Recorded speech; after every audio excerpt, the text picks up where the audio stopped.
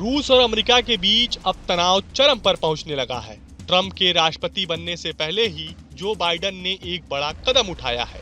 उन्होंने यूक्रेन को रूस के खिलाफ अमेरिका की सबसे लंबी दूरी की बैलिस्टिक मिसाइल के इस्तेमाल की मंजूरी दे दी है।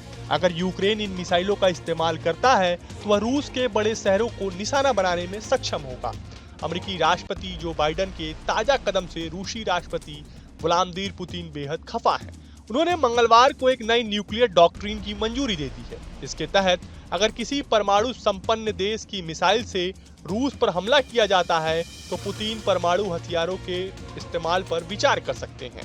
रूस ने अमेरिका राष्ट्रपति जो बाइडेन की मंजूरी के जवाब में अपने परमाणु सिद्धांत में बदलाव किया है। परमाणु सिद्धांत के मुताबिक रूस पर पारंपरिक मिसाइलें, ड्रोन व अन्य विमानों से किया गया हमला भी परमाणु हथियार के इस्तेमाल करने के मानदंडों के दायरे में आएगा।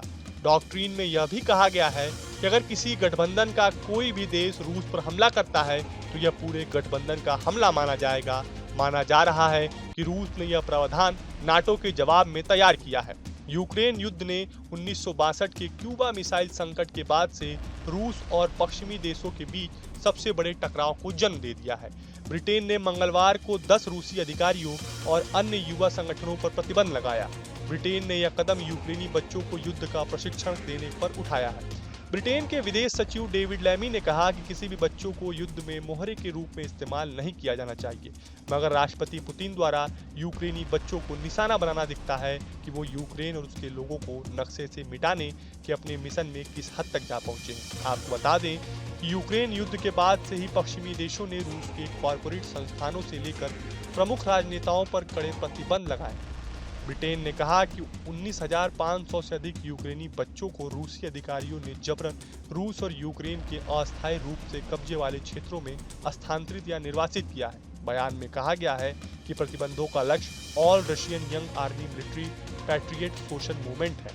यह रूस का अर्धसैनिक संगठन है। यह संगठन पुतिन के यूक्रेन की युवा पीढ़ी को जबरन निर्वासित करने और उन्हें अपने विचारों से प्रभावित करने के प्रयासों का केंद्र है।